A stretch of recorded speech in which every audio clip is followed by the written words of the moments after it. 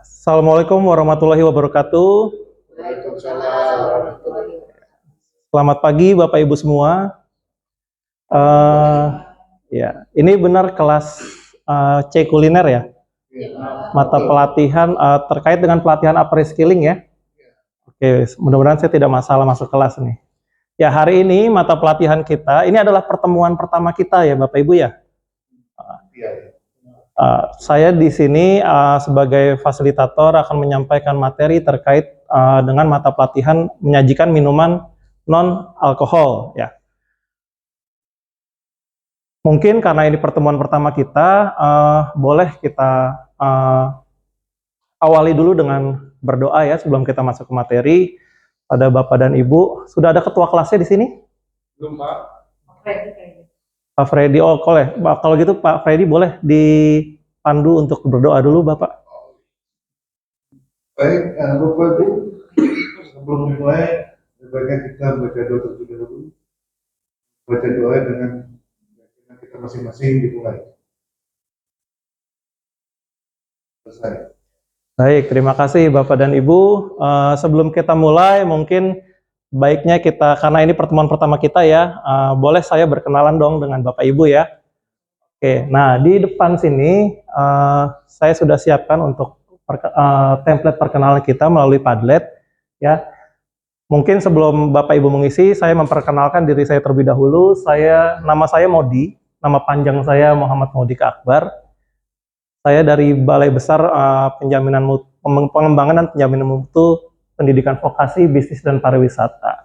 Jadi di Bispar saya Widyaswara di Departemen Tata Boga, mengampu bidang kuliner khususnya di Continental Cuisine, barista dan F&B service. Baik, Bapak Ibu mungkin boleh mengisi Padlet untuk perkenalan kita. Silahkan di-scan QR code yang berada di depan.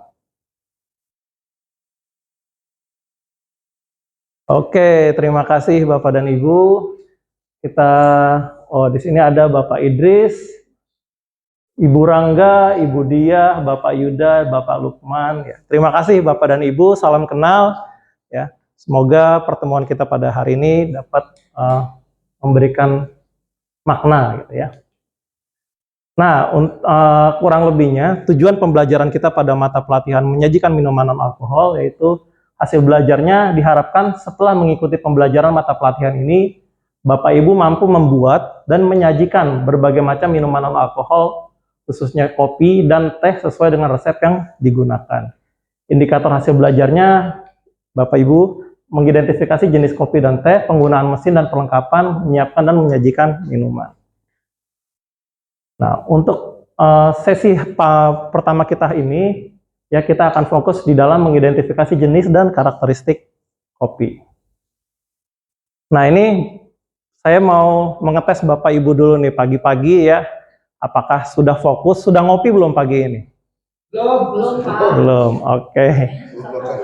Bisa fokus. Coba sekarang kita tes ya Bapak Ibu, manakah segitiga yang paling kecil? Silakan. Nomor 3. Ada yang nomor 3. Nomor 2, Bapak? Saya nomor 3 juga, Pak. Nomor 3, oh. Kita lihat apakah sudah fokus. Ternyata yang ini paling kecil, Bapak Ibu. Berarti belum fokus ini. Ya. Di sini ada segitiga yang kecil di angka 4. Nah, ini saya rasa belum ngopi ya, Bapak Ibu ya. Sesuai nih mata pelatihan kita hari ini, kita akan membahas tentang kopi. Oke, kita lanjut masuk ke dalam materi. Nah, sekarang Bapak Ibu, kalau mendengar kata kopi, apa yang terlintas di benak Bapak dan Ibu? Cappuccino, Pak. Cappuccino. Wangi, Pak, wangi. Wangi. Nikmat. Kapal api. Wah, ini favoritnya sepertinya ya, kopi saset nih Pak, Bapak Freddy. Oke, terkait dengan konteks minuman, jadi kopi itu adalah tanaman industri pertanian yang dijadikan minuman hasil seduhan biji kopi yang telah disangrai dan dihaluskan menjadi bubuk ya. Ya, dalam konteks minuman semuanya benar, ada ya cappuccino ya, apapun yang terlintas terkait kopi yang pasti nikmat ya. Oke, lalu kita masuk ke dalam negara-negara penghasil kopi. Bapak Ibu tahu nggak, negara kita Indonesia ini ada di urutan berapa di dunia sebagai penghasil kopi? 7. 7. 5. Nah, ini data dari USDA atau US Department of Agriculture. Indonesia itu berada di urutan keempat. Cukup hebat ya Indonesia ini penghasil kopi. Dari sini, apakah Bapak Ibu bisa menarik benang merah apa kesamaan di antara negara-negara ini? Tema negara Iya, tropis ya, Pak, ya? Negara tropis ya. Betul sekali ya. Kalau kita lihat semua negara-negaranya ini adalah negara-negara dengan cuaca tropis ya. Nah, ini sesuai dengan karena memang kopi itu tumbuh di garis khatulistiwa. Nah, ini kita biasa sebut dengan coffee belt. Jadi negara-negara berada di garis khatulistiwa ini adalah negara terbaik penghasil kopi karena memang kopi itu sangat tergantung kepada cuaca. Oke, lalu coffee process ya, Bapak Ibu.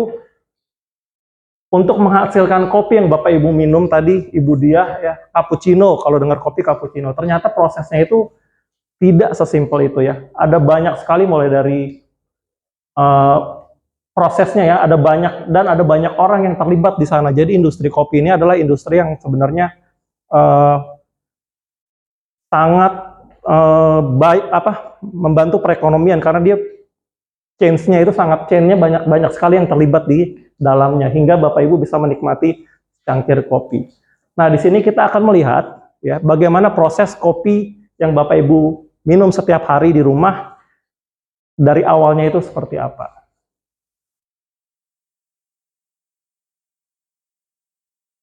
Oke. Baik, Bapak Ibu, kira-kira apa yang bisa Bapak Ibu tangkap dari video yang telah disaksikan tadi? Saya tangkap Pak, Ya. dari presentasi yang di awal tadi, prosesnya ini cukup panjang.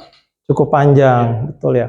Ternyata kopi yang kita minum sehari-hari sangat simpel itu prosesnya banyak sekali, bisa berbulan-bulan untuk bisa sampai di depan meja kita gitu ya. Jadi ya mudah-mudahan kedepannya menikmati kopi itu kita bisa sambil mengilhami bahwa wah ini ternyata hasil dari proses yang sangat panjang sekali, kita bisa mensyukuri lah gitu ya. Oke, biasanya Bapak Ibu kalau kopi taunya jenis apa saja? Robusta, Pak. Robusta, Liberia, Arabica, betul. Itu biasa, ya itu adalah kategori dari spesies. Nah ini Bapak Ibu, saya pengen kita diskusi kelompok ya. Bapak Ibu dibagi menjadi 3 kelompok. Sudah punya kelompoknya ya? Sudah ya. Ya silahkan untuk kelompok 1 membahas Arabica, kelompok 2 membahas Robusta, dan kelompok 3 membahas Liberica ya. Terkait dengan karakteristik dari masing-masing spesies. Ya, waktunya 10 menit saja ya, tidak perlu lama-lama. Silahkan Bapak dan Ibu dikerjakan, nanti dipresentasikan dengan PPT saja. Sudah selesai? Sudah, oke. Kita ada yang mau presentasi Bapak dan Ibu? Bapak Ibu Ida ya, oke. Oke, terima kasih Bu Ida presentasinya. Tadi sudah dipresentasikan terkait dengan karakteristik masing-masing spesies ya. Dapat kita simpulkan ternyata yaitu tadi Arabica ini memiliki beberapa karakteristik diantara tumbuh di dataran tinggi, tingkat keasaman tinggi, bentuknya oval, rasanya sitrusi atau asam gitu ya, aromanya floral, berkafein rendah ya, bodi ringan, warna biji hijau kebiruan ya. Bisa kita lihat gambarnya seperti ini, garis tengahnya itu sedikit melengkung. Ini untuk karakteristik dari kopi Arabica. Lalu spesies yang berikutnya nomor 2 itu adalah Robusta. Tumbuh di dataran yang lebih rendah, tingkat keasamannya rendah, jadi dia cenderung pahit ya. Bentuknya bulat, rasanya earthy atau seperti nati kacang gitu ya, tidak seperti Arabica tadi floral ya, citrus. Aromanya kuat, berkafein tinggi, bodinya tebal, warnanya kuning kecoklatan, dan garis center lainnya biasanya lurus dan bentuknya dia tadi bulat ya. Lalu yang spesies ketiga adalah Liberica. Ini tumbuh pada dataran rendah juga, dia tingkat keasamannya juga rendah, tapi tidak serendah Robusta. Jadi di antara Robusta dan Arabica. Bentuknya biasanya biji kopinya lonjong ya. kafeinnya sedang, full body ya, warna lebih gelap dan tidak mengkilap, garis tengah tidak beraturan karena dia ya tadi bentuknya seperti panjang. Oke, lalu pengolahan pasca panen juga ini mempengaruhi dari rasa kopi nantinya ya. Ada natural di mana buahnya langsung dijemur, honey ini melalui setengah proses pembuangan kulit, tetapi lendirnya tetap digunakan untuk sebagai penambah rasa. Lalu ada juga yang produksi besar biasanya ini di wash ya. Jadi dia dicuci untuk mempercepat proses pengeringan biji kopi. Oke, selain itu juga ada roasting. Ini juga mempengaruhi rasa dari si kopinya nanti, gitu ya. Jadi roasting juga ini setelah proses pasca panen tadi dia masuk ke roastery untuk di roasting. Ada mulai dari light roast, medium dark roast dan dark roast ya. Ini bisa kita lihat tahapan. Nah, ini nanti setiap profile roasting ini akan memiliki efek tersendiri juga kepada si rasa dari kopinya tersebut. Selain roasting juga yang mempengaruhi rasa dari kopi adalah bagaimana cara kita menyeduhnya. Menyeduh ada sangat banyak sekali ya. Mungkin Bapak Ibu juga sudah sering ya menyeduh kopi di rumah ya. Biasanya dengan apa? Air panas saja ya diseduh. Ada yang boiling ya, biasanya kopi tubruk. Ada yang steeping itu yang diseduh biasanya kalau di Bapak Ibu di Aceh tuh ada kopi sanger. Nah, itu melalui ya dicelup-celup ya. Betul. Lalu ada filtration itu biasanya V60 gitu ya. Dan pressure. Baik Bapak Ibu, ini adalah videonya, kita bisa simak bersama ya. Boiling, steeping, filtration dan pressure. Nah, ini adalah tipe-tipe dari kopi yang Bapak Ibu biasa minum hasil jadinya. Oke, untuk mengevaluasi pemahaman Bapak Ibu terhadap kopi, kita akan melakukan tes coffee cutting ya. Jadi di sini ada berbagai saya menyediakan media Bapak Ibu untuk mengetes. Di sini ada fisik dari biji kopinya ya. Ada Bapak Ibu bisa lihat. Boleh satu orang maju ke depan. Saya akan contohkan. Ya. Nah, ada biji kopi, ada bubuknya ya.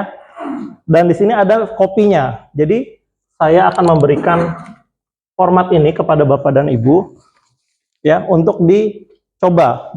Bapak silakan dicoba kopinya dan diisi nanti formatnya. Oke. Terima kasih. Silakan diisi.